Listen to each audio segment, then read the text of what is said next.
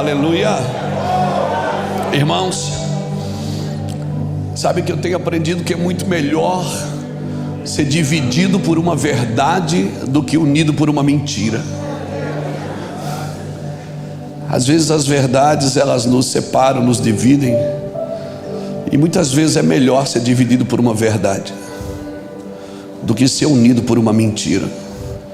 Vou falar uma coisa para você: os princípios de Deus, você não precisa criar regras para protegê-los, porque é muito perigoso você criar regras para proteger os princípios de Deus, porque isso com o tempo pode se tornar um peso, porque daí você começa a guardar os princípios não mais pelo temor, mas pelas regras, e você acha que está praticando um princípio, mas não, às vezes você só está guardando porque tem uma regra, tem uma luz que acendeu ali e você está guardando o princípio pela regra.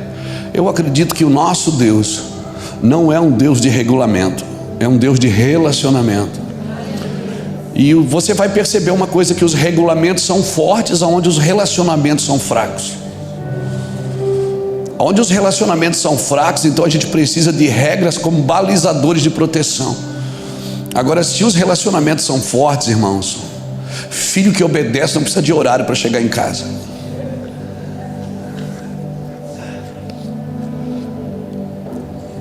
Alguém me perguntou esses dias: cara, quantos filhos você tem? Eu digo: tenho 5. Como é que você faz com os seus filhos? Eu não faço. Nós vamos vivendo e vamos estabelecendo os princípios. Você pode criar seus filhos com castigo ou com recompensa. Eu acredito que Deus, ainda que Ele é um Deus que corrige aquele que ama e tem por filho, Deus ele nos conduz por recompensa.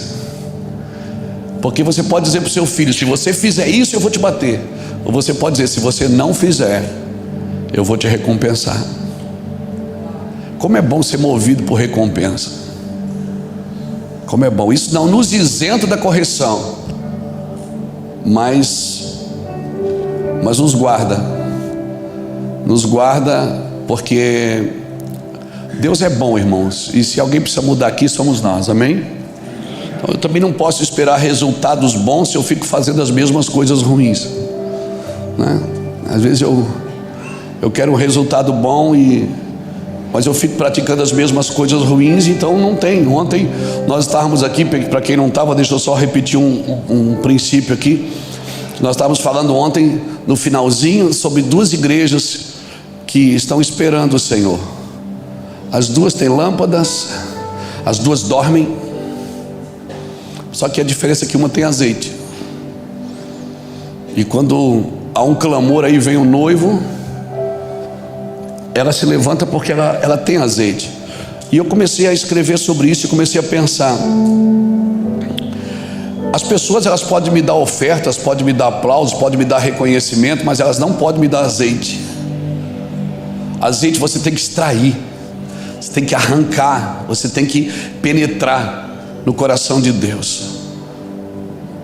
E o azeite as pessoas não podem te dar. E se nós não voltarmos como ministros do Senhor, eu vou aproveitar que a gente está aqui e mais pastores, né? Tem pastores e líderes aqui, não tem? Tem crente normal também? Tem crente normal. Então, nós precisamos voltar a ministrar no Senhor. Nós somos chamados para ministrar ao Senhor. E só temos a legalidade de ministrar pessoas se nós ministrarmos primeiro ao Senhor. Porque, irmãos, se nós não estivermos ministrando ao Senhor, aí sim nós vamos precisar comprar azeite. E é o que tem acontecido. E eu vou ser bem claro aqui: a gente é pastor, não vamos medir as palavras sem filtro, amém, irmãos?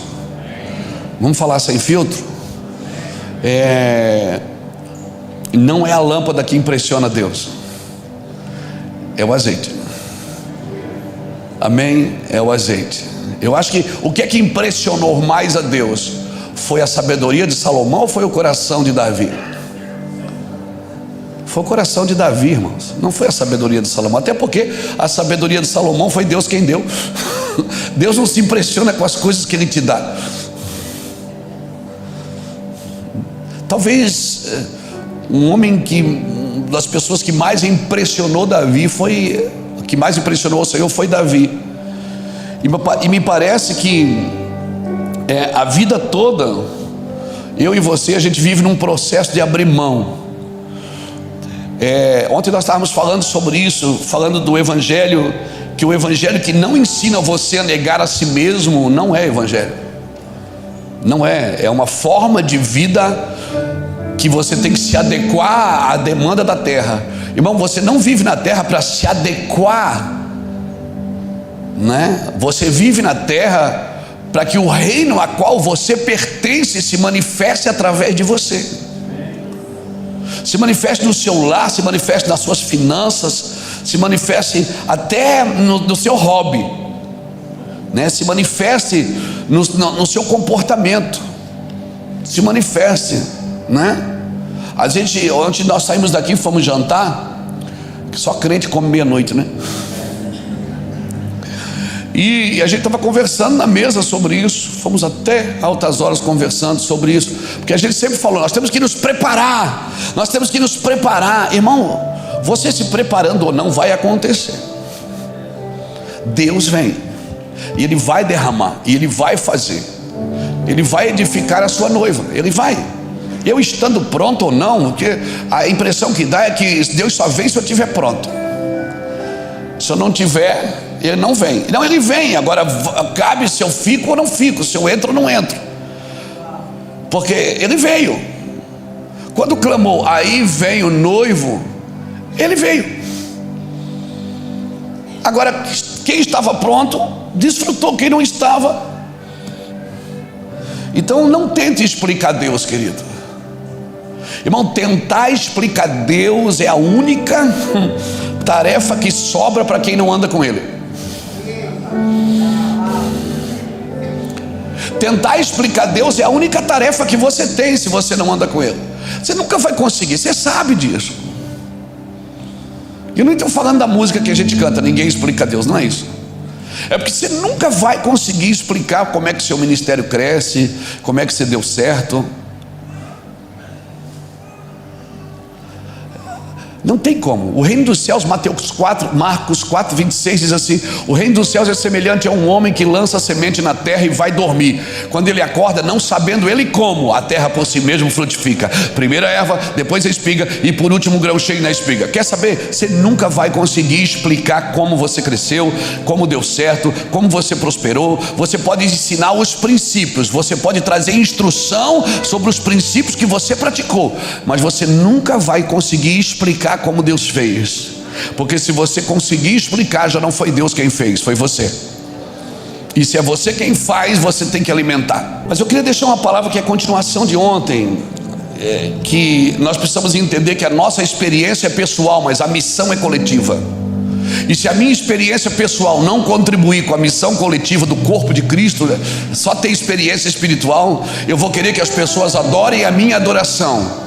As pessoas não querem adorar a sua adoração, elas não querem adorar a sua forma de vida, até porque você não é o modelo exato. O modelo exato é Cristo, a imagem, né, refletida de Deus. A medida exata de Deus é Cristo, não é Luiz Hermínio, não é João, não é Antônio, não é ninguém. Então não adianta você querer copiar o modelo de vida de alguém, não é? O Juscelio, por exemplo, não brigava, eu já tinha brigado. Eu já tinha escandalizado as 3 irmãs que desceram mas depois eu ia tomar banho e ia estar legal.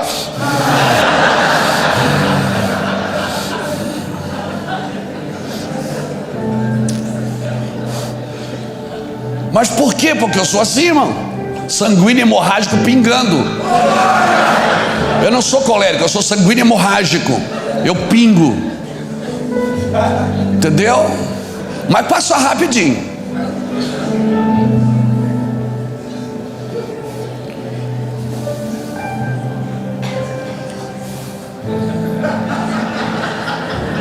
É por isso que eu estou casado ainda. Glória a Deus.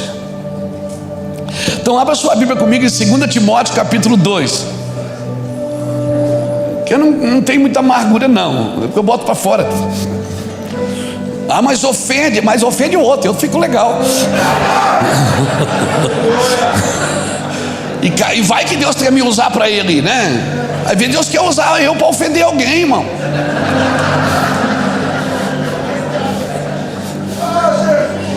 Verdade. Aí fica aí um poço de amargura e depois estou tomando remédio para dormir. Eu não. Eu durmo e ronco, não é, Jefferson? Glória a Deus.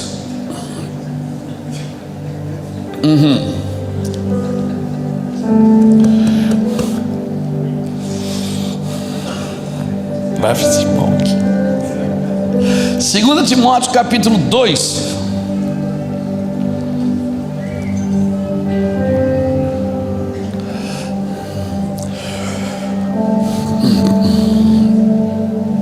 Eu vou ler o 2 Timóteo capítulo 1, versículo 6, diz assim: por este motivo exorto que despertes o dom de Deus que há em ti pela imposição das minhas mãos, porque Deus não nos deu o espírito de timidez, mas de poder, de amor e de moderação.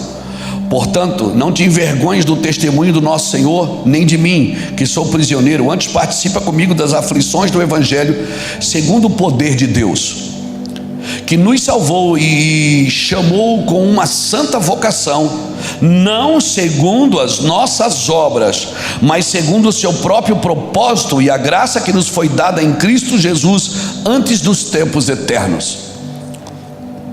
Agora pula para o capítulo 2, diz assim: tu, pois, meu filho, fortifica-te na graça que há em Cristo Jesus, e o que de mim, através de muitas testemunhas, ouvistes, confia a homens fiéis, que sejam idôneos para também ensinarem a outros. Sofre, pois, comigo as aflições como um bom soldado de Cristo Jesus. Nenhum soldado em serviço embaraça-se com os negócios desta vida, a fim de agradar aquele que o alistou para a guerra. Igualmente o atleta não é coroado se não lutar legitimamente. Aqui está falando de gladiadores, né? Versículo 6: o lavrador que trabalha deve ser o primeiro a gozar do fruto. Preste atenção no versículo 7: considera o que eu te digo, porque o Senhor te dará entendimento de tudo. Lembra-te de que Jesus Cristo, que é da descendência de Davi, ressurgiu dentre os mortos segundo o meu evangelho, pela qual sofro a ponto de ser preso como um malfeitor, mas a palavra de Deus não está presa. E por este motivo tudo suporto por amor dos eleitos, para que também eles alcancem a salvação que está em Cristo Jesus com glória eterna. Fiel é esta palavra: se já morrermos com ele, também com ele viveremos. Se perseverarmos com ele, também reinaremos. Se o negarmos, também ele nos negará. Se formos infiéis, ele permanece fiel, porque não pode negar a si mesmo. Aleluia. Amém? Graças a Deus. Irmãos, as cartas de Paulo a Timóteo, para mim, elas são cartas apostólicas. Você não pode traduzir uma carta dessa só como uma carta pastoral para a igreja local. Elas são cartas apostólicas, né? Timóteo, um homem que Paulo circuncidou já quando era homem. Timóteo não foi circuncidado com 8 dias. Paulo não cortou a pele do prepúcio, do órgão genital de Timóteo quando ele tinha 8 dias, como era de costume. Mas sua mãe e sua avó eram crentes e seu pai era grego. E Paulo, que pregava contra a carnificina, que era a circuncisão, ele circuncidou Timóteo. Ele pegou uma pederneira, uma faca de pedra e circuncidou Timóteo. Timóteo era um homem. Você imagina um homem baixando as calças de outro homem, tocando no seu órgão genital, pegando uma faca de pederneira, uma faca de pedra aguda, e cortando a pele do prepúcio do órgão genital. Só de pensar já dói. Um homem tocando no órgão genital, na intimidade de outro homem. Irmãos, isso é paternidade. Paternidade não é quando alguém destrava você para o ministério, mas quando alguém toca na sua intimidade. Uma paternidade espiritual toca na minha intimidade e não me castra. Ela me prepara para também ser um reprodutor no rebanho. Então, quem é meu filho espiritual? É aquele que me permite tocar na sua intimidade. E quem é meu pai espiritual? Aquele que toca na minha intimidade, mas também me permite continuar reproduzindo no rebanho. Se você está num lugar onde você não reproduz no rebanho, você não tem um pai, você tem um chefe.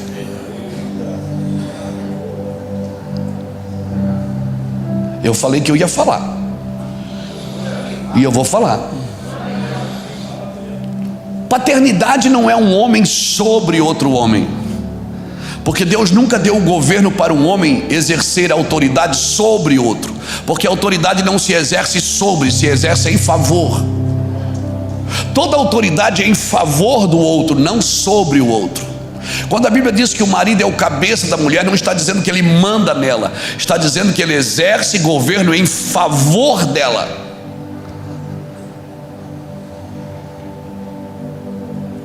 Você não exerce, Deus nunca entregou um homem para outro governar. A ideia de Deus sempre foi o sacerdócio real, que todos fossem sacerdotes. É claro, existem as hierarquias, não é? Existe a nobreza da honra, de se eu servir, porque Deus me deu um coração para servir e um serviço para fazer.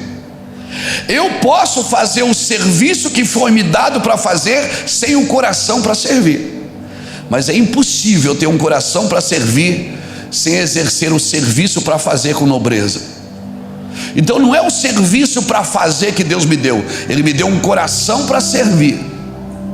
E se eu tenho um coração para servir, eu vou fazer qualquer serviço com um princípio de honra, com nobreza, respeitando as pessoas que chegaram primeiro, respeitando as pessoas que estão na frente, respeitando toda a movimentação, porque há hierarquia. Deus é a glória de Cristo, Cristo é a glória do homem, o homem é a glória da mulher. A mulher é a glória do homem, o homem é a glória de Cristo, Cristo é a glória de Deus. Existe uma hierarquia. Nós precisamos respeitar isso. Um exército sem um general, ele é perdido. Então, isso não está no campo da submissão. Porque quando a Bíblia diz que eu tenho que ser submisso, está dizendo que eu tenho que ser submisso à missão, né? Às vezes o marido cobra da esposa: você tem que ser submisso a mim, mas ele não tem uma missão. Você tem que ser submissa à missão. Por isso Deus deu uma missão para o seu lar, para a sua casa, para o seu ministério. Nós estamos submissos à missão, não é só a pessoa. E Paulo começa a falar para Timóteo, dizendo: olha, Timóteo, nós recebemos uma vocação. Essa palavra vocação, ela vem da palavra vocateo, que quer dizer voca, palavra, tel, Deus. Então quando Paulo diz fique na vocação em que foi chamado, ele está dizendo fique na palavra que Deus te deu. Deus te deu uma palavra, fique nela, no vocateo de Deus. Vocação, irmãos, é diferente de ministério. Ministério é o que você foi chamado para fazer. Vocação é o que você é o que você foi chamado para ser. Então sem a vocação não adianta o ministério, porque a sua identidade não está no que você faz, está em quem você é. Por isso o apóstolo Paulo diz assim: eu, Paulo, servo de Jesus Cristo, chamado para ser apóstolo. Ou seja, o nome dele vem antes, porque a vocação dele era para ser o Paulo, chamado para ser apóstolo. Aí vem o ministério. Nós precisamos entender isso. E aí Paulo está aqui discipulando Timóteo, a carta de 1 Timóteo e 2 Timóteo. Irmão, nós deveríamos estudar e aplicar ela nas nossas congregações, para todo o pessoal que serve no altar, para todo o pessoal que cuida de gente ou cuida de coisas. Então, porque a experiência é pessoal, mas a missão é coletiva. E aí Paulo fala, e aí ele diz: tu, meu filho, faz assim, faz assado, olha, pensa dessa forma, anda desse jeito. Aí ele fala uma coisa e diz assim: ó, considera o que eu te digo, porque o Senhor te dará entendimento. Paulo está dizendo o seguinte: eu te dou a instrução, mas o entendimento só quem pode te dar é Deus. Sabe qual é o nosso problema? Sabe por que nós, pastores, temos muitos problemas? É porque nós queremos trazer entendimento para os outros, quando é uma coisa que só o Espírito pode fazer.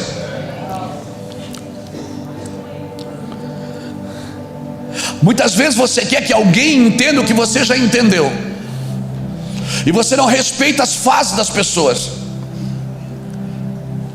Respeita, irmão, respeita as fases. Nosso trabalho é instruir, o nosso trabalho é transmitir, mas não é trazer entendimento e compreensão. Só quem pode fazer é Deus. Então não se meta, não se intrometa no trabalho que é só o Espírito que convence. Paulo deu uma instrução, mas ele precisava dizer para Timóteo: olha, Timóteo, o Senhor vai te dar entendimento. Porque é o seguinte, a instrução não é substituta do entendimento. Às vezes você tem uma instrução na mão, mas não tem o entendimento sobre aquela instrução, e quando você vai aplicar a instrução, você acaba matando pessoas por falta do entendimento daquela instrução que você recebeu. Paulo está dizendo: Timóteo, considera o que eu estou dizendo e o Senhor te dará entendimento. Ou seja, eu vou até aqui, Paulo, ou Timóteo, até aqui eu consigo ministrar você, daqui eu não consigo mais. Daqui você, ou você deixa Deus trazer entendimento, ou você vai precisar de instrução a vida inteira. Por isso que Paulo dizia, Jesus falava: tem pessoas que aprendem, mas nunca chegam ao conhecimento, porque é o Espírito que faz isso, irmãos. É o Espírito que faz isso. A instrução você recebe de um homem que está praticando o que já entendeu. Já o entendimento não. O entendimento, o que ele é? Uma revelação que flui de uma experiência divina. E você e eu, como pastores, nós não fomos chamados só para instruir os outros. Eu não leio a Bíblia porque eu tenho que pregar, eu não oro porque eu sou um pregador, é porque eu preciso disso. Eu preciso desse entendimento. Não há como terceirizar a experiência, eu preciso individualizá-la. Eu posso aprender a vida inteira sem nunca chegar ao entendimento. Eu preciso, como pastor, como líder, como ministério, eu preciso ter uma experiência com Deus, eu preciso ter experiências com Deus. Você não pode terceirizar o entendimento a outra pessoa. Nenhum homem pode te dar entendimento. A compreensão, a altura, a profundidade, o comprimento, a largura. Paulo dizia: eu oro para que vocês compreendam. Em Efésios ele fala isso: o comprimento, a largura, a profundidade e a altura do amor de Deus que está em Cristo. Paulo instruía, mas chegava uma hora que ele dizia: eu vou até aqui, considera o que eu te digo, mas o Senhor te dará entendimento. É como se Paulo dissesse: o meu ensino, Timóteo, ele te abençoa até aqui. Agora é você que precisa ter uma experiência com Deus. O entendimento e a revelação do que eu estou dizendo depende de uma experiência sua com Cristo. Você precisa ter essa. Você não aprende a cuidar de criança brincando de boneca. Você precisa ter filho. Você precisa ter a tua experiência. Nós não podemos e não devemos conduzir a nossa geração com revelações prontas. O meu trabalho como servo de Deus aqui é incentivar você a ter experiência espiritual individualizada e intransferível. O meu trabalho como líder não é prender você ao meu entendimento, é provocar em você uma fome, uma busca, para que você busque o entendimento de Deus para a sua vida. E é o que tem acontecido, irmãos. Me perdoe não economizar palavras aqui. Muitos líderes que já entenderam algumas coisas estão aprisionando as suas próprias igrejas naquilo que eles já entenderam e não provocam nas pessoas o desejo de compreender também. Estão presos. Não, o seu trabalho, as pessoas que passam pela sua vida, elas têm que ser libertas. Mas elas já aceitaram Jesus? Não. Libertação não é para crente, não é para ímpio, é para crente. Depois você lê João capítulo 8, versículo 30 e versículo 31. A Bíblia diz que quando Jesus pregava, muitos dos judeus creram nele. Então ele falou para os judeus que creram nele. Está lá em João 8, 31, 32. Então ele falou para muitos judeus que creram nele. Ele diz: conhecereis a verdade e ela vos libertará. Libertação não é para ímpio, é para crente. Mas não é libertar de demônios, é libertar de conceitos religiosos, de paradigmas que você criou. É libertar você de você mesmo. Então, por favor, você não pode ser presa de ninguém. Um líder que passa na vida das pessoas, o seu trabalho é ativá-las, é destravá-las, é instruí-las, é transmitir o amor de Deus. Agora, o entendimento e a revelação é só uma experiência que Deus pode te dar, e nós não podemos e não devemos conduzir uma geração com coisas prontas. Não. As pessoas precisam ter as suas experiências ruins. As pessoas precisam ter as suas experiências de sofrimento, de dificuldade, de privações, porque isso é poderoso, irmãos. Experiência, eu vou repetir, pessoal, individualizada e intransferível. Porque você pode vir aqui e eu pôr a mão na sua cabeça. Ontem um jovem me pediu: pastor, eu queria que o senhor transferisse a unção. Eu disse: você tem certeza?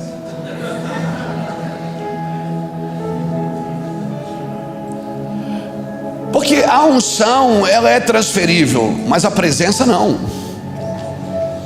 Você precisa construir um lugar para que ele venha. Eu posso transferir conhecimento que eu aprendi, algumas experiências eu posso contar que vão ajudar você a encontrar as suas experiências, mas eu não posso terceirizar o que só o Espírito Santo pode fazer na vida do coração das pessoas, irmãos. Elas precisam ter as suas próprias experiências. Incentive a sua congregação, gere fome nas pessoas, não gere prisões emocionais. Nós vivemos uma igreja emotivamente fraca. Por quê? Porque ela está presa às emoções, ela está presa ao que um líder diz. E não tem problema, eu também sou pastor de uma igreja, eu estou lá há 21 anos na mesma congregação, pregando todos os domingos à noite. Estou lá todo mês, todo dia. E às vezes você tem que expulsar o mesmo demônio e a mesma ignorância da mesma pessoa por 10 anos. Por quê? Porque ela não quer uma experiência com o Espírito Santo. Ela não busca uma experiência com Deus. A experiência pessoal arremeterá você a uma vida de unidade, que vai conduzir você a cobrir o corpo, irmão. Sabe o que é que cobre o corpo? A unidade. A unidade é um princípio eterno de Deus. Você lembra dos filhos de Noé? Sem, Cão e Jafé. Você lembra quando Noé tomou aquela baga lá e ficou doidão e ficou nu? Cão entrou, saiu desnudando o pai. Sem Jafé, a Bíblia diz que pegaram um lençol, entraram de costa e cobriram o pai. A individualidade imatura, ela desnuda o corpo. Mas a cobertura, irmãos, que cobre o corpo, é pela unidade. Agora, como que eu vou trabalhar em unidade? Unidade é ao redor de Cristo, não é ao redor de uma denominação, não é ao redor de uma visão de crescimento da igreja. Nós estamos carregados de visões de crescimento nas nossas denominações que mais fizeram mal para a igreja. Porque quem dá o crescimento é o Senhor. Não inventa moda, meu amigo. Não inventa moda. Dê comida boa para as pessoas que elas crescem. Eu tenho um filho de 16 anos. Você não precisa ficar dizendo cresce, cresce. É só alimentá-lo bem. Agora doer cresce. Meu filho joga futebol há um tempo atrás. Ele começou a doer joelhos, cotovelos. E eu levei ele no médico porque ele vivia com dor. Pai, está doendo. Levou alguma lambada no jogo? Não, mas está doendo. O treinador dele me chamou e disse: pastor, é normal. É a dor do crescimento. As cartilagens dele estão abrindo, os ossos estão crescendo, os músculos estão crescendo. Aí eu pensei: a dor do crescimento. Ele falou com essas palavras: a dor do crescimento. O problema é que a dor do crescimento, você está fazendo campanha na igreja para se livrar dela. E para se livrar da dor do crescimento, você se livra do crescimento e não da dor.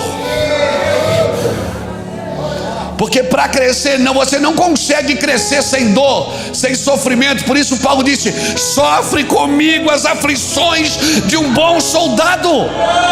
Sofre comigo.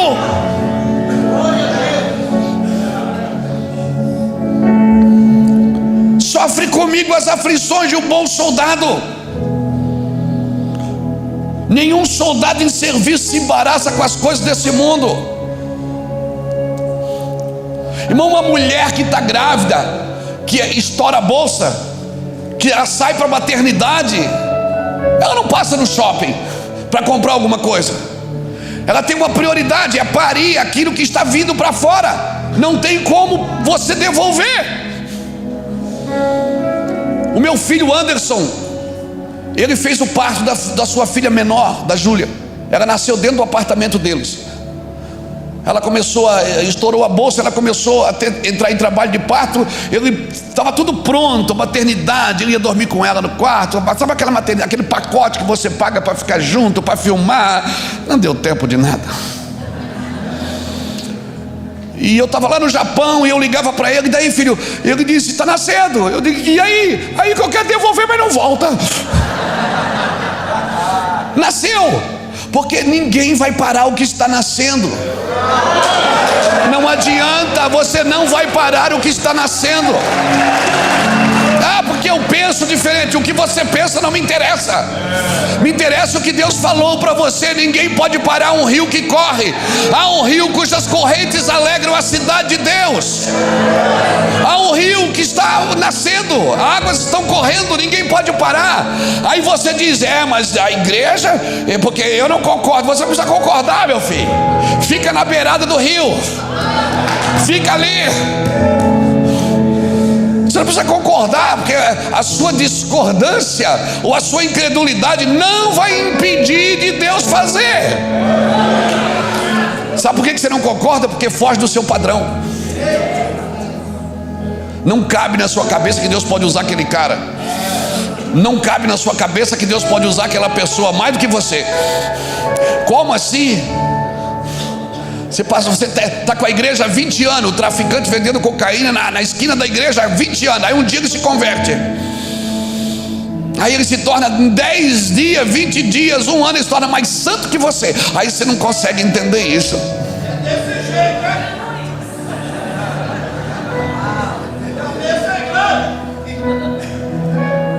Não cabe na nossa cabeça que não, tem que ter um padrão que a gente estabeleceu, o padrão evangélico. Tem gente que acha que Deus aceitou Jesus e veio congregar na igreja evangélica. Deus é evangélico, sabia? Ele é da minha igreja. Deus é santo, irmãos. Ele ama toda a terra. Ele ama tudo, Ele quer salvar tudo. Agora é claro, eu preciso de ajuda. Eu não estou anulando o serviço pastoral, eu não estou anulando o serviço apostólico, eu não estou anulando o serviço do mestre, do evangelista, do profético. Não. Eu estou dizendo que o nosso serviço ministerial, ele vai até uma parte. Não se intrometa daquilo que Deus ainda não trouxe entendimento. E vai até aqui. Vai até aqui. Lázaro, quando ressuscitou, Jesus olhou para quem estava e disse: desatai-o. Ou seja, depois de ressuscitar, precisou de alguém para desatar. Mas a ideia era: desatai-o e deixai-o ir. Porque tem gente que desata da morte, mas ata em si.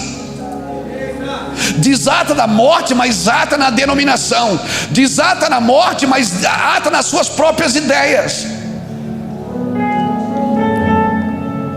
Desatai, meu irmão. Você vai precisar de alguém para te instruir.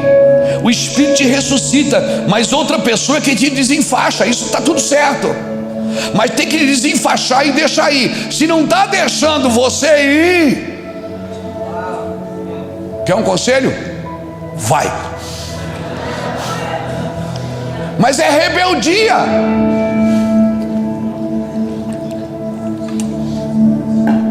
Esse Paulo era rebelde, irmão. Ele se converte ao cristianismo.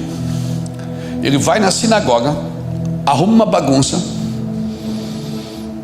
sai da sinagoga, mas sempre vinha um atrás dele: oh, eu acredito que você está falando. Eles vão abrir uma igreja na sua casa.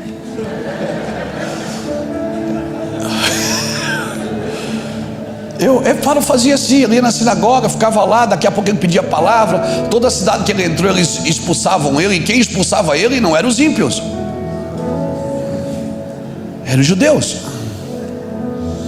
Expulsava ele, daí vinha sempre um atrás: cara, é forte o que você está falando. Ele diz: eu sei, é mistério.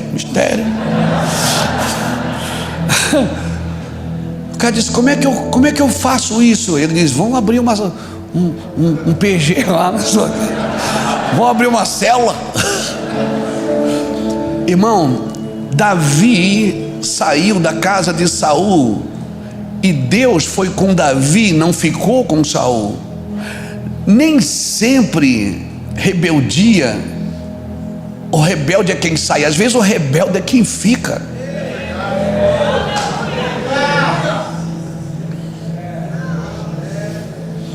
É pesado o que eu estou falando, porque é difícil discernir o que realmente deve sair e o que não deve.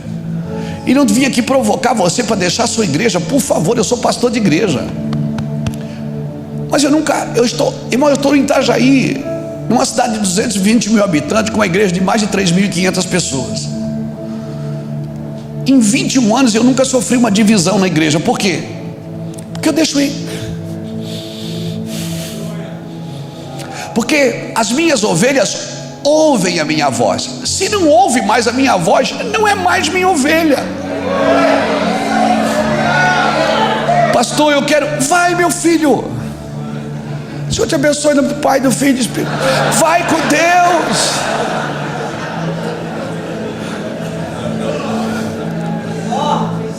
E eu vou deixar de dormir amargurado porque o irmão saiu, levou 20 das minhas ovelhas. Elas não eram suas. Só tem sentimento de perda quem tem sentimento de posse.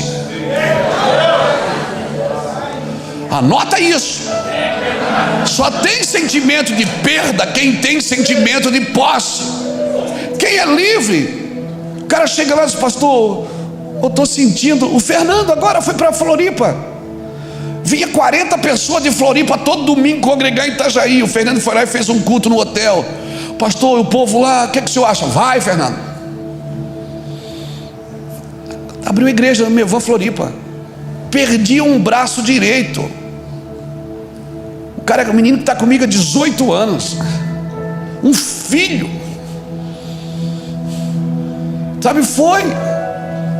Quando eu não estou em Itajaí, é ele que falava, ele que pregava. Eu ligava para ele: Fernando, hoje eu não estou legal. Você prega? Prega.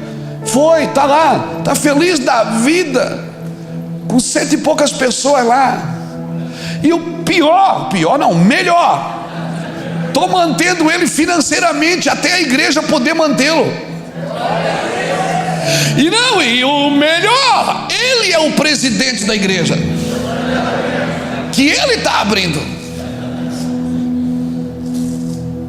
Porque eu não estou cuidando de filhos, eu estou cuidando dos próximos pais.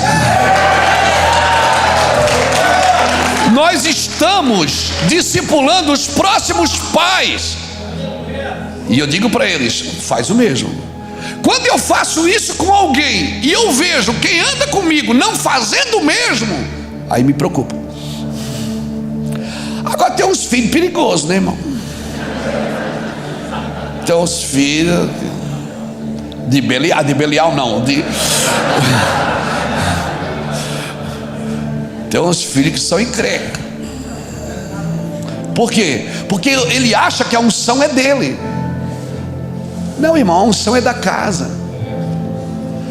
Quando Agar estava grávida de Abraão, ela começou a destratar Sara, porque ela pensou, ela não tem filho, eu tenho. Sara foi lá e destratou ela, brigou com ela, ela fugiu. Quando ela foge, ela encontrou um anjo. Aí o anjo diz assim: Agar, de onde vens e para onde vais? O anjo fez duas perguntas para ela. Ela só responde uma. Ela disse: eu venho da casa da minha senhora. Ela não responde para onde vai. Por quê? Porque ela estava fugindo. Quem está fugindo não sabe para onde vai. Ou você anda na unção do fugitivo ou na unção do enviado. O que é que o anjo falou? Volte, se submeta à tua senhora, porque a seu tempo eu farei de ti também uma grande nação. Chegou um dia que o próprio Deus falou para Abraão, endureceu Abraão e disse: Abraão, manda Agar embora com o filho. Meu filho, manda embora. Então, se alguém estiver te mandando embora, fica sorro, fica tranquilo. Deus está te libertando. Você precisa entender isso. Agora Agar precisava saber que o filho que ela carregava, a unção, o que ela estava gerando não era dela, era da casa. Quando ela alcançou a legalidade de cuidar daquilo que Deus deu para ela, Deus despediu ela. Então, irmão, é fácil, é simples viver sem rebelião na igreja. É simples viver sem divisão.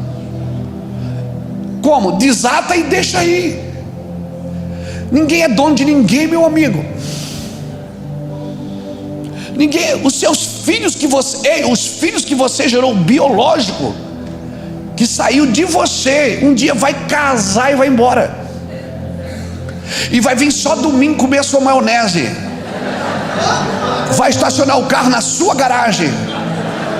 Verdade? Eu estou falando sério. Você vai procurar o tênis no guarda-roupa. Cadê meu tênis? Ah, o teu filho teve aqui e pegou. Como? É meu? É nosso, pai. Ô pai, se liga. É nosso. Então, ou você tem pai ou você tem chefe. Então entende o que eu estou te instruindo, e Deus vai te dar entendimento. Pega a instrução, mas procure entender. Não faça amargura por divisão, irmão. Você vai ficar o dia inteiro: ah, mas me traíram. Irmão, traição é quando alguém faz mal para você. Amargura é quando você faz mal para você. Você vive amargurado, se liga, irmão. Vai comer um McDonald's, sai fora. Vai passear. Se liga. Vai gastar o dinheiro da oferta com a sua esposa. Vai comer fora. Leva ela para comer um prensadão ali, né? Claro, pô. E o cara está amargurado porque 3 pessoas saíram da igreja. Levou 20 com ele. Não era seu. Fica tranquilo, irmão. Descansa, relaxa. Não tire a semente da mão de ninguém. O que eu não posso fazer é substituir algo errado por algo falso. Tem coisas que passam na minha vida que são erradas, mas tem coisas que são falsas. Ah, mas eu penso diferente. Pensar diferente pode ser perigoso. Você precisa pensar como Cristo pensa. Como Cristo pensa. Cristo foi para a cruz, fugiu todo mundo. Ele ressuscita, vai lá e traz todo mundo de volta. E só não veio Judas, porque Judas correu para o lado errado. Judas, mas Judas não, ele não se arrependeu, ele teve remorso. Ô irmão, isso é uma piadinha que a gente criou. Ele se arrependeu sim, ele foi lá devolver o dinheiro. O problema é que ele correu para a religião. A religião não te ajuda quando você se arrepende, ela põe mais penitência sobre você. Se ele tivesse corrido para a cruz em vez de correr para a religião, ele tinha ouvido Jesus falar: Pai, perdoa, porque eles não sabem o que fazem. Mas a religião não te ajuda quando você corre para ela. Não, então cuidado para quem você abre seu coração, cuidado para quem você conta as suas mazelas, cuidado para quem você conta as suas brigas, as suas dificuldades, as suas tentações, para que isso não seja usado contra você um dia. Quando você fizer uma caca, não corre para a religião. A religião vai mandar você subir escada, vai mandar você botar dinheiro em envelope. A religião vai botar mais carga sobre a sua vida. Corre para a cruz, se jogue nela, coloque tudo na cruz, pendure tudo na cruz. E se alguém disser que você precisa mais do que o sangue de Jesus, é anátema. É anátema. Não substitua algo errado por algo falso. Nós vivemos de graça. E graça eu preciso compreender, porque tudo que falamos e não entendemos, corrompemos. Se eu falo de uma coisa que eu não entendi ela, eu corrompo. Estou corrompendo. Graça. João capítulo 1, versículo 17, João diz assim: a lei foi dada por intermédio de Moisés, mas a graça e verdade vieram, não foi dada, vieram. Entenda uma coisa: a lei foi dada por Moisés, a graça e a verdade vieram por Jesus. Então graça não é algo, é alguém. Graça é alguém. Graça de Deus é o próprio Deus que entrou numa pessoa e habita em você. Meu Deus. Então dentro de você tem tudo que Deus é, cristão. Dentro de você tem tudo que Deus é. A graça é a vida de Deus que está dentro de você. O favor de Deus não é algo externo. Ah, Deus me deu esse relógio. Esse relógio, meu Deus, é um relógio caro. Deus me deu esse iPad, eu ganhei de um discípulo lá de Portugal. Esse iPad é caro. Deus me deu, a graça de Deus me abençoa. Não limite a graça em coisas materiais. As coisas materiais são mimos de Deus, presente. Você foi fiel, Deus, você está sendo, Deus vai te abençoar e vai te dar muito mais. Graça é alguém vivendo dentro de você, fluindo através da sua vida, do seu comportamento, fluindo através da sua liberdade. Aleluia! A graça é crescente. Pastor, então não tinha graça na velha aliança? Tinha sim. Na velha aliança, pela graça, Davi pegou Mefibosete, trouxe para a mesa. Davi sentou Mefibosete na mesa. Isso é graça. É pegar alguém de uma família que só fazia mal para você e trazer para a mesa. E sabe quando Mefibosete ficou na mesa, sabe o que aconteceu? O defeito dele não aparece porque fica escondido debaixo da mesa. Quando você está na mesa com o rei, o defeito não aparece. Então a graça tampou o defeito de Mefibosete. Mas a graça crescente, quando Jesus veio e trouxe ela. Pedro e João, na porta formosa, no capítulo 3, olharam para um paralítico e não tamparam o defeito. Disseram: nós não temos prata nem ouro, mas o que nós temos, levanta e anda. Olha para nós. A graça é crescente. Amém? A graça não tampa o defeito, ela cura o defeito. A graça não cobre o problema, ela liberta do problema. Oh meu Deus, você está me entendendo? Amém, irmãos? Graça é você saber quem você é. Eu não sou preso porque eu estou em Roma numa cadeia, porque foi na cadeia que Paulo recebeu as cartas que libertaram povos. Imagina, o cara estava preso recebendo instrução que libertou gerações. Eu não estou preso porque eu estou na ilha de Pátimo, porque foi na ilha de Pátimo que João recebeu revelações que muitas nem se cumpriram ainda. Então, eu não estou preso porque eu estou algemado numa cadeia em Roma. Eu estou preso porque eu estou preso na vontade de Cristo. Eu posso estar preso num ambiente gerando libertação para outros povos. Não é o ambiente que forma você, é você que vai formar o ambiente. Porque Jesus venceu no deserto e Adão caiu no paraíso. Não é o paraíso que te torna perfeito e nem o deserto que te torna maldito. Agora saiba, Deus vai usar você para mudar ambientes. Se você e eu entendemos a graça, avivamento, irmãos, é uma entrega profunda em humildade à perfeita vontade de Deus. Considere o que eu digo, por favor. O Senhor vai te dar entendimento. Apenas considere o que eu digo. Deus vai te dar entendimento. Deus vai te dar entendimento. Um homem chamado David Robson, nós falamos dele ontem, eu e o Juscelio estávamos dentro do carro. Quantas conferências eu fui de David Robson ouvindo ele falar. Meu Deus, era uma loucura. A gente sentava, vinha de Itajaí dirigindo de carro, e para voltar depois, que luta. Porque você voltava chorando. Uma vez eu voltei chorando da igreja do pastor Jabes de Alencar, aqui do Bom Retiro. Fui chorando no banco de trás a madrugada inteira até Itajaí. Cheguei em casa, o que foi, Luiz? Deus me pegou. Fiquei 2 dias de molho chorando. David Robson falava uma coisa antigamente que a gente não fazia ideia. Ele falava assim, ó: Deus tem uma rota para você, e se você se perder na rota, na hora Ele recalcula a rota para trazer você de volta. Na hora Ele cria um plano B para trazer você de volta para o plano A. Irmão, não existia nem GPS que recalculava a rota. Eu acho que algum cara ouviu David Robson e criou o Waze, o Google Maps lá. Porque o que acontece? Você entra errado na hora, recalcula a rota. Às vezes aumenta um pouquinho, que aumenta, tem que aumentar, você se perdeu.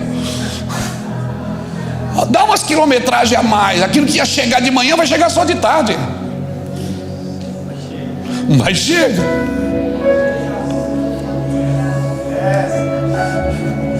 David Robson falava isso pra gente, a gente ouvia, a gente compreendia, dizia aleluia, mas não tinha um completo entendimento. Porque tem muita coisa que Deus fala que Deus recalcula a rota. Sabe qual é o problema? É que quando você sai do plano da rota, e aí você não está com o Wi-Fi ligado, sabe? Então mantenha o Wi-Fi ligado mesmo se você se perdeu na rota. Porque se você se perdeu na rota, você vai ficar triste, vai carregar culpa, vai ficar com dor, vai ficar depressivo. Mas se você está ligado no coração de Deus, na hora Ele vai reformular a rota e vai dizer: volta aqui, Luiz, volta aqui. Mas Senhor, eu me perdi, Senhor, eu fiz isso errado, Senhor. Ei, eu tenho uma rota para você e ninguém vai tirar você da minha rota. Irmãos, quando a falta de amor e confiança entre os crentes, somente um avivamento pode restaurar isso. Não adianta você fazer programa de comunhão, você pode fazer o que você quiser, só um avivamento. Você pode fazer retiro, vamos gerar um retiro de comunhão para a gente ficar mais junto. Vai ficar junto, unidade é de dentro para fora, irmão. Você pode criar festa, você pode criar o que você quiser para tentar provocar. Não, só um avivamento pode trazer. Quando falta amor e confiança um ao outro, só um avivamento pode trazer.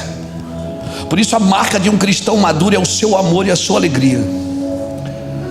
Pela alegria que estava proposta, a Bíblia diz que ele suportou a cruz, suportou o sofrimento. Amém? Então entenda isso, meu amigo. Você não pode comprometer o destino profético. Você pode comprometer o seu destino. mas tem um destino profético. Ou você fica com o Wi-Fi ligado, esperando a rota, ele reformular a rota, ele recalcular o caminho, porque ele vai recalcular. Não entra em condenação. Não entra em condenação. É que a igreja não sabe lidar com isso. É que a igreja ela só sabe lidar com o perdão de pecados se tiver penitência. Se não tiver penitência, não foi perdoado, não se arrependeu. Tem coisa mais terrível do que perder a presença de Deus, irmãos? Tem coisa mais terrível? E quer saber? Você não perde. Então eu posso pecar? Não, eu não estou dizendo isso. Porque se você foi infiel, eu continuo fiel, diz o Senhor. Sabe qual é o problema? Que você tem dificuldade para voltar para a rota que Ele estabeleceu. É que você firmou o seu evangelho nos seus bons costumes e nas suas boas ações, e isso te levou à queda. E agora você tem que voltar para o propósito de Deus, e você não sabe viver sem você ser o fundamento. É que o seu evangelho estava firmado no seu orgulho, o orgulho de fazer a coisa certa e boa. E agora Deus está te convidando. Ele pegou o alfinete e furou o seu balão e disse: agora você não tem mais nada para se firmar, só eu. E você tem dificuldade para voltar. Você diz: eu tenho dificuldade para voltar, pastor. Por quê? Sabe por quê? Porque o seu evangelho estava firmado em justiça própria. Você fazia as coisas certas e se achava merecedor do crédito de Deus. Achava que isso era graça. Não, graça é quando você não merece mais. Porque não tem pior orgulho do que o orgulho da integridade. Você é tão bom, que quando você erra, você não consegue voltar mais, porque você tem que reconhecer que fez errado. Essa é a hora que você diz: aleluia. Considere o que eu estou dizendo, e o Senhor vai te dar entendimento de tudo. Jesus um dia perguntou às pessoas que o questionaram: o que vocês foram ver no deserto? Vocês foram ver um caniço agitado pelo vento?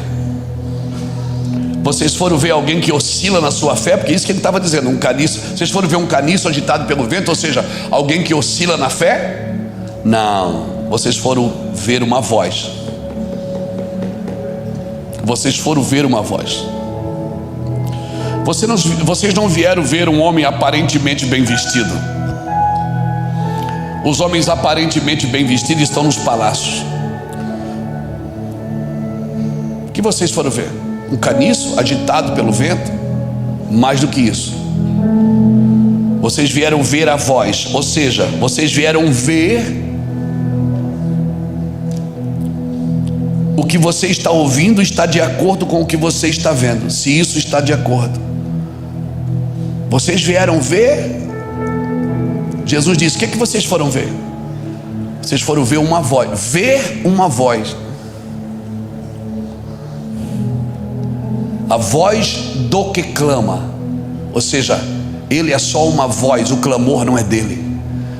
O clamor é alguém que está gritando dentro dele. Meu irmão, 400 anos sem palavra profética. 400 anos sem palavra profética. E eles começaram a ouvir, começaram a lembrar da Torá. Eles começaram a lembrar de Abraão, de Isaac, de Jacó. E disseram: uau, isso é genuíno.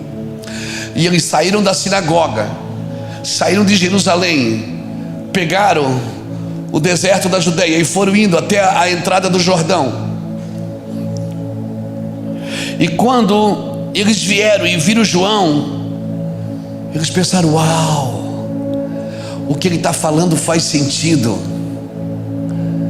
E aí saltou uma pergunta: João, o que a gente faz? João poderia ter dito: vamos fazer uma campanha disso, uma campanha daquilo, vamos fazer Não, que a gente faz, João, para viver isso que você está dizendo? Sabe o que João fez? Ele trouxe para um lugar prático. Ele disse: quem tiver 2 túnicas, reparta com quem não tem. Eles pensaram que eles iam ouvir: faz uma fila aqui que eu vou transferir essa unção. Não. Eles perguntavam para João, achando que João ia trazer alguma coisa espiritual. João disse: não, quem tiver 2 túnicas, dê uma para quem não tem. E o soldado perguntou: e nós? Ele disse: vocês que têm uma insígnia, não abusem da autoridade que vocês têm. E o cobrador de impostos perguntou: e a gente? Ele disse: vocês que cobram impostos, sejam justos, não cobrem propina, não vivem de propina. Sabe o que João fez? Ele humaniza a relação com Deus. Vamos fazer o que? Um ato profético? Vamos, que agora a glória desceu. Vamos derrubar óleo. Vamos ungir a cidade de helicóptero. Tudo isso teve o seu valor, irmão. Mas hoje Deus está parando um padrão e começando outro. E dizendo: vocês querem ser crentes espirituais? Então não adianta. Ei, deixa eu te falar. Não é o quepá que vai te deixar espiritual, nem o talite pendurado no seu ombro, nem o toque do seu chofar, nem ir a Jerusalém, porque eu vou todo ano. O que vai te tornar alguém espiritual é se você for um cara legal, se você entender o propósito de ter, de ser e de fazer. Então, se você tem 2 túnicas, quer ser espiritual, não ora para Deus dar uma para o outro, dê você uma para o outro. Não, eu vou orar para você ter uma túnica dessa. Se você tem 2,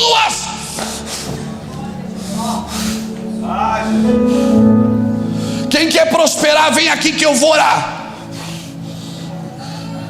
Dê a condição que você alcançou para as pessoas que estão perto de você conseguirem alcançar o que você alcançou também.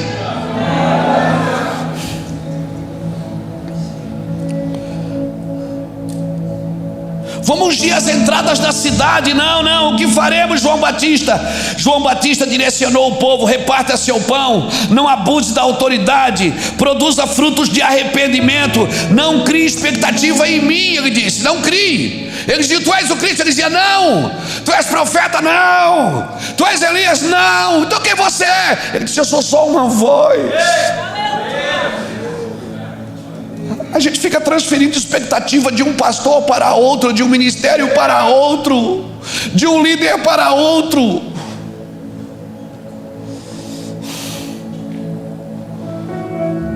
Não. João Batista, ele disse: eu tenho o coração aqui de cumprir, não é o coração de fazer. Irmão, o coração de fazer não é o coração de cumprir. Às vezes você tem um coração para fazer, mas no que você faz não cumpre a profecia, não cumpre o propósito. A grande comissão, ela não é uma sugestão, não é a grande sugestão, é uma grande comissão.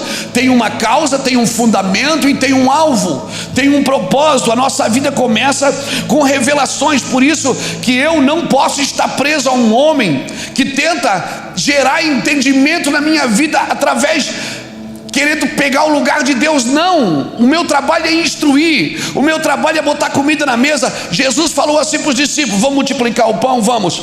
Então reparte de 50, bota 50 aqui, 50 ali, separa de 100 em 100, de 50 em 50. Organiza, ok? Organiza para receber, não para multiplicar.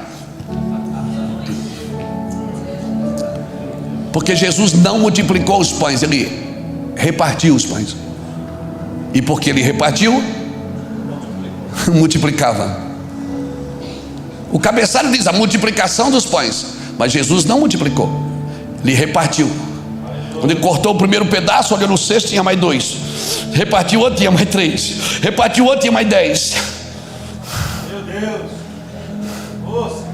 Ele chamou os discípulos, deu os pães. Está organizado? Tá bom. Pai, obrigado. Estamos prontos para receber. A minha organização é para receber, não é para substituir a ordem de Deus. Então considere o que eu te digo. O Senhor vai te dar entendimento. Amém, irmãos? Nossa vida começa com revelação, não com realização. A primeira coisa que Deus fez foi disse: haja luz, e houve luz. Primeiro veio uma revelação que iluminou. Então Deus começou a fazer. A nossa vida não começa com realização, ela começa com revelação. Revelação. O que oriente e direcione é a revelação. A realização é importante, mas só a partir de uma clareza do que você tem que realizar, que você deve realizar. Lá em Itajaí a gente usa um fundamento que a gente diz: esclarecer, estabelecer e expandir. Não dá para expandir o que não está estabelecido, não dá para estabelecer o que não está esclarecido. Primeira coisa é esclarece, estabelece e expande. Não dá para expandir uma coisa. Por isso que muitas visões de crescimento romperam, bateram no teto e blum, derrubou a igreja com tudo que tinha dentro. Por quê? Porque não foi claro, não foi claro, não foi estabelecido, fugiu do propósito de Deus.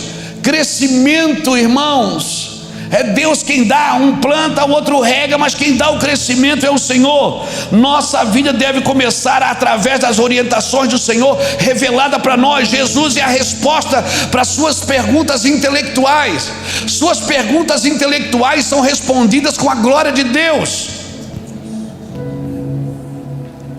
A glória de Deus responde às nossas dúvidas religiosas, às nossas perguntas intelectuais. O objetivo de quem estuda, escuta isso: pastor, eu estudo, pastor, eu faço curso, pastor, eu estou com você lá na Teologia do Coração, pastor, eu estou com o pastor Juscelio e com a pastora Lulu na Casa Real, pastor, eu estou fazendo o Mevan Academy, pastor, eu estou estudando coach, eu estou fazendo isso, estou fazendo aquilo. Ok, glória a Deus, mas o objetivo de quem estuda não é se tornar uma dificuldade para os outros, é para se tornar um caminho para os outros, se tornar claro, se tornar acesso e oportunidade para todos. Quem tem luz não pode gerar trevas aos outros, tem que iluminar o caminho.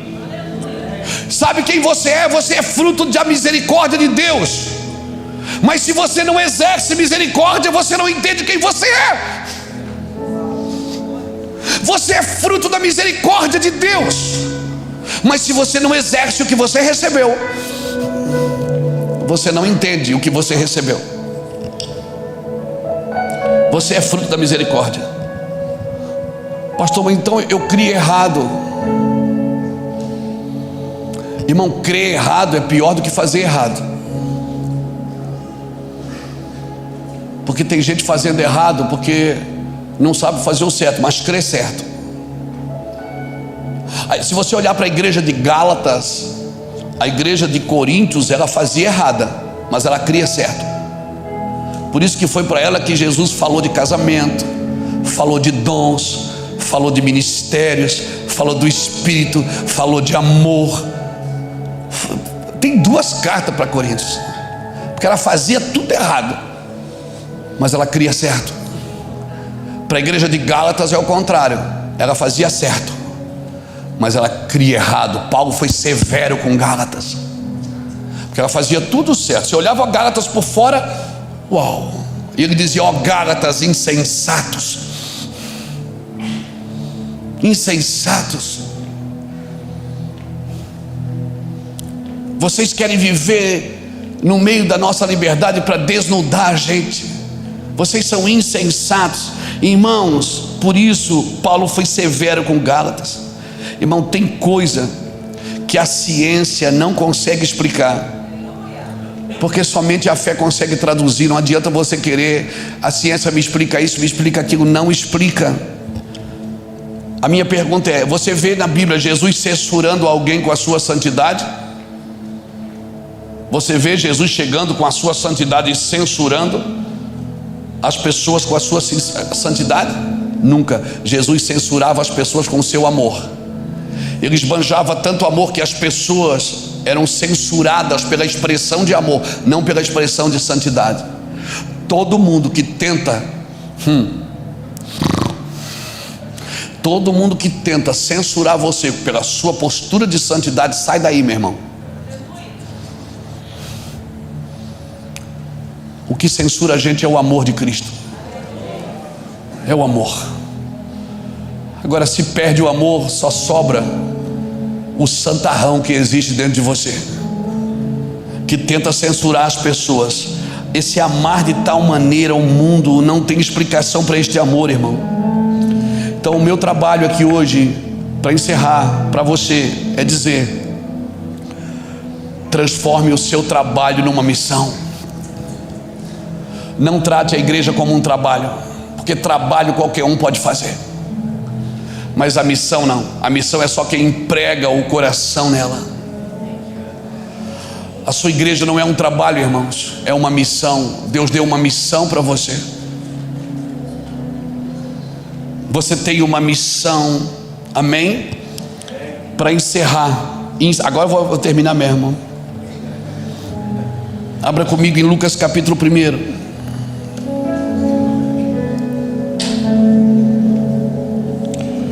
Pastor, que luta então? Não, não é luta, é bênção. Agostinho falava uma coisa interessante. Ele dizia assim: se você está sofrendo pela injustiça de um homem mau, perdoa logo, a fim de que não haja 2 homens maus no mundo. Se um homem mau fez mal para você, perdoa logo, para que não haja 2 homens maus. Solta logo. Então Lucas capítulo 1, eu não vou ler, depois você vai ler em casa, porque eu teria que ler 12 versículos aqui e vai demorar muito. Mas depois você lê em casa Lucas do capítulo 1, versículo 8 até o versículo 20. Você vai perceber uma coisa. Deus, o cara está orando, Zacarias está orando para ter filho, ele está pedindo. Aí o anjo entra e diz que ele vai ter. Na hora do serviço dele, do serviço sacerdotal, Zacarias, o anjo entra lá e diz assim: eu vou te dar um filho. Ele diz: como vai ser isso? Você não está pedindo? Não, mas eu já sou velho, minha esposa é velha, como é que vai ser? Ele começou a botar empecilho daquilo que ele estava pedindo. Irmão, agora a pergunta é: a falta de fé de Zacarias atrasou o plano de Deus? Não, Deus falou que vai dar e pronto. E deu. Deus não está pedindo a sua permissão, ele não está sugerindo, ele está declarando o que ele vai fazer. Deus não está pedindo a permissão. Zacarias, eu vim aqui pedir a sua permissão para ver se eu... Não. Deus está dizendo: vou te dar um filho, vai nascer e vai ser assim, e ele vai crescer e vai ser bênção. Querido, a sua resposta não pode afetar o plano de Deus. Se você der ou não uma resposta, Deus não deixará de fazer sobre isso que ele falou. A falta de fé de Zacarias não impediu João Batista de nascer, mas o que aconteceu? Zacarias perdeu a voz de autoridade. Então escute, é bem provável que nos próximos dias, nos próximos meses e anos, na nação brasileira, muitos vão perder a voz de autoridade, porque uma voz que clama no deserto está nascendo, e por não ser no padrão que ele acha,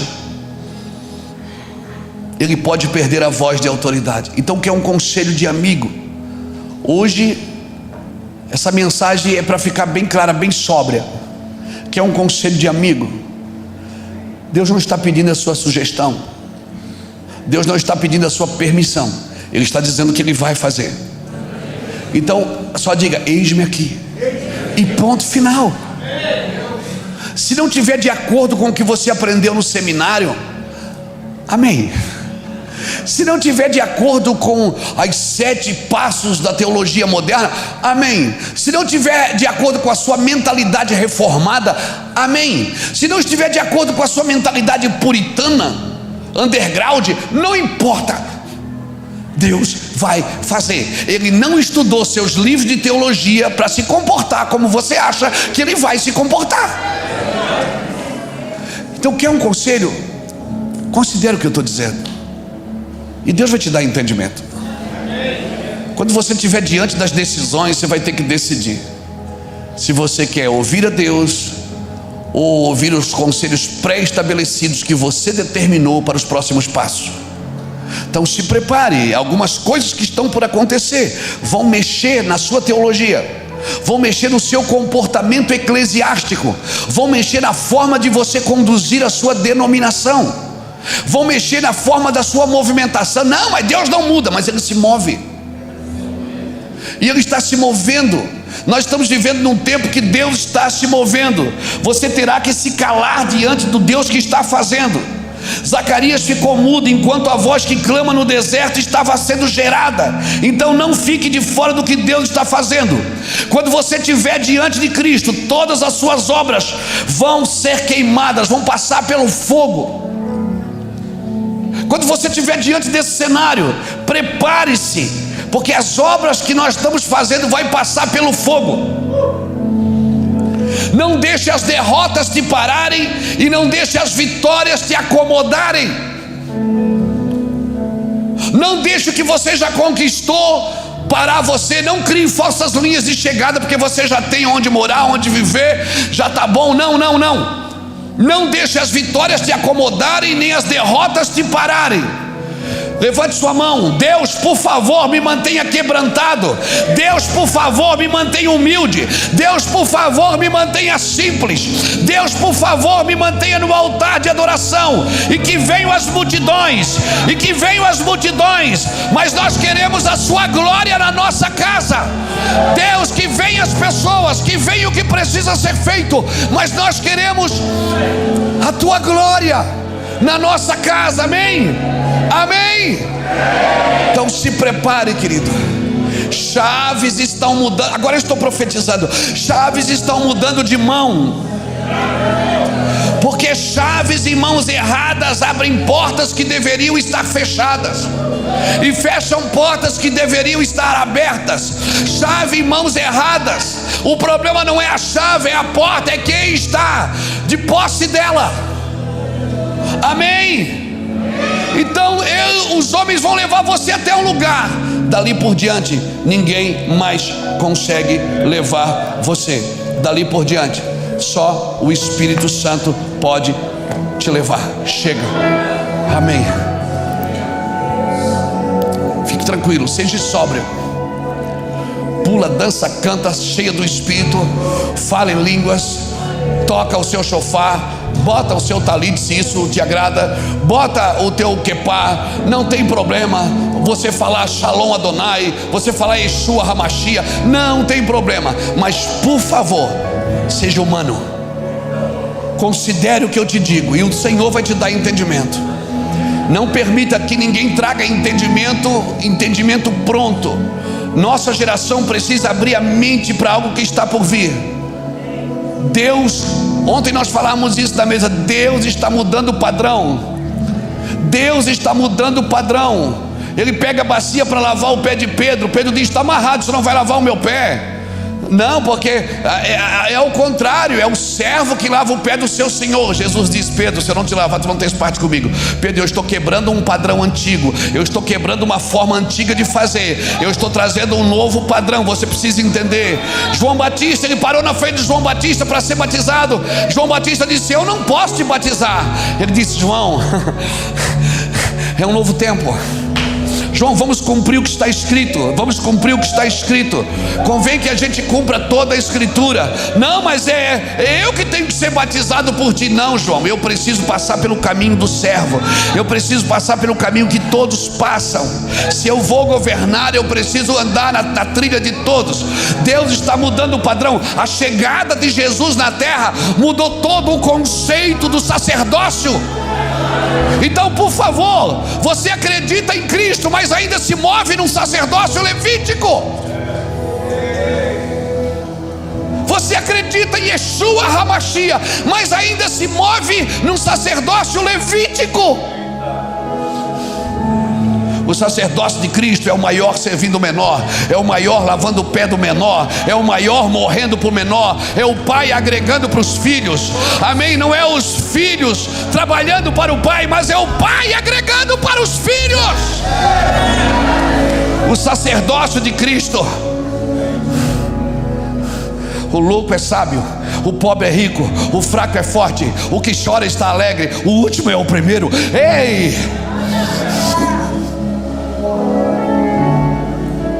Então não adianta, vamos trazer a arca, vamos botar a arca nas costas, vamos atrair a presença. Não atrai a presença sem antes estabelecer um sacerdócio real. Por isso que Davi, na primeira tentativa, foi frustrante, porque ele fez a coisa certa com as pessoas erradas, da forma errada. Foi para casa frustrado e disse: e agora, como é que eu faço para trazer a mim a arca do Senhor? Aí ele consulta os anciões, e os anciões dizem: Davi, está escrito, ninguém pode trazer a arca a não ser os levitas, os sacerdócios. Ele disse: então é isso, Davi. Então, por favor, não traga a presença, não ore para que a presença venha sem um sacerdócio correto. Eu e você, o que nós precisamos agora não é atrair a arca, é preparar um sacerdócio que não tem ambição, que não tem ganância, que não pensa em si mesmo. Sim, que está trabalhando para o corpo de Cristo ser edificado, que não enriquece sozinho, que não prospera sozinho, que não come sozinho, que não aparece sozinho.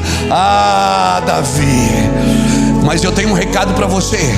Nos últimos dias eu levantarei a casa de Davi que está caída, restaurarei o seu sacerdócio, restaurarei a sua forma. Aí vocês vão poder trazer a minha presença de volta.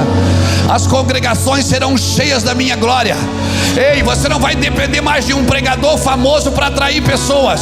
Você não vai precisar mais de uma banda famosa para atrair pessoas, porque a minha presença vai atrair pessoas.